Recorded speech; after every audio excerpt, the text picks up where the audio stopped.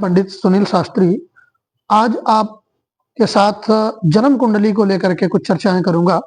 देखिए, जन्म कुंडली में अलग अलग स्थितियां होती हैं और बहुत से आप सब लोगों ने पढ़ा होगा कि जन्म कुंडली में काल सर्प दोष होता है। काल सर्प दोष क्या है और काल सर्प दोष कितने प्रकार के होते हैं, उनके लक्षण क्या है। देखिए, मुख्य रूप से काल सर्प जो होता है वो 9 प्रकार का होता है। उसके बाद 84 लाख योनियां होती जिनके उनके अंग अंश अलग अलग होते हैं। तो मुख्य रूप से 9 रूप का ही होता है। पहला होता है कूर्म, अनंत, वासुकी, तक्षक, कुलिक, कर्ककोटक, पद्म, महापद्म और शंख। ये कुल 9 नाग होते हैं और इनके आधार पर काल सर्प दोष होता है। तो काल सर्प दोष जन्म कुंडली में कुछ विद्वानों का जो मत है वो कहते हैं राहु केतु के अंतराल में जितने ग्रह, अगर सारे ग्रह आ गए तो काल सर्प दोष बनता है। ये बात सत्य है, परंतु अगर आपके लग्न, भाग्य और सप्तम या केंद्रस्थ स्टार भी आ गए तब भी काल सर्प दोष बनता है।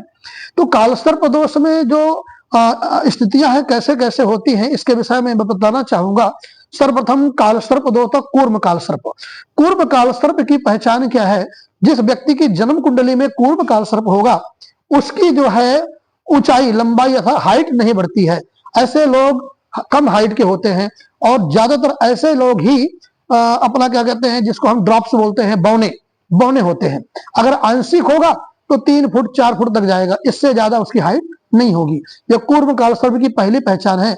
ऐसा नहीं है कि पंडित जी या विद्वान ही बता सकते हैं, जो लोग इनका अध्ययन करें वो सब जान सकते हैं और इनकी पहचान भी अपने आप में एक प्रामाणिकता प्रदर्शन करती है कि काल सर्प है इसको। तो काल सर्प जिस व्यक्ति का कूर्म काल सर्प होता है उसकी हाइट नहीं होती है, उसकी लंबाई कम होती है और छोटे कद के होते हैं, नाटे कद के होते हैं।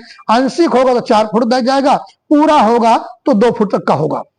इस तरह से कूर्म काल सर्प की पहचान है। दूसरे नंबर में आता है अनंत काल सर्प।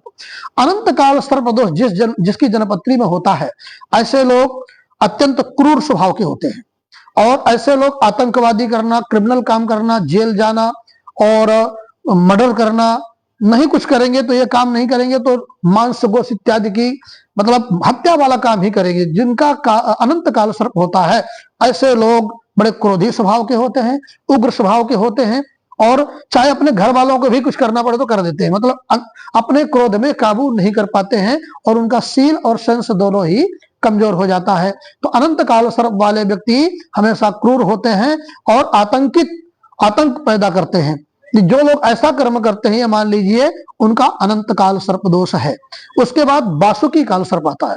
वासुकी काल सर्प जिसका होता है वो अत्यंत वजन वाला, बहुत ज्यादा उसका वजन हो जाता है, अर्थात अपनी वजन की स्थिति से 3 गुना 4 गुना, 2 कुंटल हो जाना, 1.5 कुंटल हो जाना, अर्थात इतना मोटा हो जाता है कि अपने शरीर का वजन उठा के चलना भी उसके लिए मुश्किल हो जाता है। अगर आंशिक होगा तो थोड़ा कम हो जाएगा पर कुछ न कुछ आएगा। उसके बाद वासुकी काल सर्प की दूसरी पहचान क्या है? अगर वजन नहीं होगा तो पैरालाइज का अटैक होना या किसी अंग में विकलांगता आना, ये वासुकी काल सर्प की पहचान है। उसके बाद आता है तक्षक काल सर्प। तक्षक काल सर्प जिस व्यक्ति का होता है वो व्यक्ति अपनी लाइफ में अच्छी जवानी में या तो सुसाइड करता है या दुर्घटना में या किसी के द्वारा मारा जाता है, अर्थात अच्छी जवानी में चला जाता है। आंशिक होगा तो थोड़ा जवानी क्रॉस कर लेगा पर पूरी लाइफ नहीं जी सकता। यह तक्षक काल सर्प की पहचान है। कुलिक काल सर्प जो होता है बड़ा ही खतरनाक, बहुत ही भयानक कुलिक काल सर्प होता है। कुलिक काल सर्प जिसका होता है वो व्यक्ति अपने हाथों अपने पूरे परिवार का नाश कर देता है। यहां तक कि परिवार में किसी भी व्यक्ति को छोड़ता नहीं, अगर पूरा होगा तो पूरे परिवार का नष्ट मार देगा और खुद मर जाएगा, खुद जेल चला जाएगा। आंशिक होगा तो परिवार में 1-2 व्यक्ति को मारेगा और खुद जेल चला जाएगा। तो इस तरह से अगर पूरा होगा तो स्वयं समेत पूरे परिवार को नष्ट कर देगा।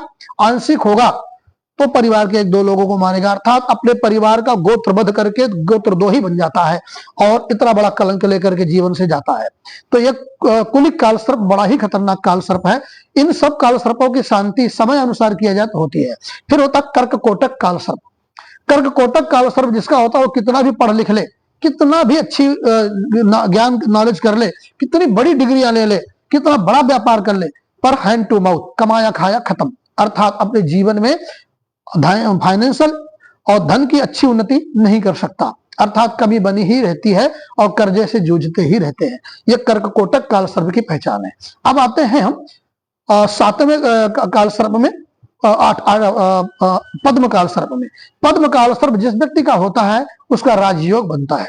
ऐसे लोग अपने जीवन में अपना नाम, अपने परिवार का नाम संसार में विख्यात करते हैं, पढ़े लिखे होते हैं, यहाँ तक कि राजसत्ता भी उनके हाथ आती है, देश विदेश में विख्यात होते हैं, परंतु इनका विवाह नहीं होता है, इनको दाम्पत्य सुख प्राप्त नहीं होता है। और ऐसा भी नहीं होता कि पूरे ब्रह्मचारी सन्यासी होते हैं और इनकी प्रामाणिकताएं मिलती हैं, जैसे अपने अटल बिहारी वाजपेयी जी हैं, प्रमोद ओपरा क्या कहते हैं, कलाम साहब थे, सुश्री जयललिता जी थी और मायावती जी थी हैं। तो इस तरह से कई महापुरुष ऐसे हैं जिन्होंने देश के लिए अच्छा काम किया, अच्छी सेवा की और देश में विख्यात रहे, और पर उनका वैवाहिक सुख नहीं रहा और राजर्षि के रूप में लोग जीते हैं।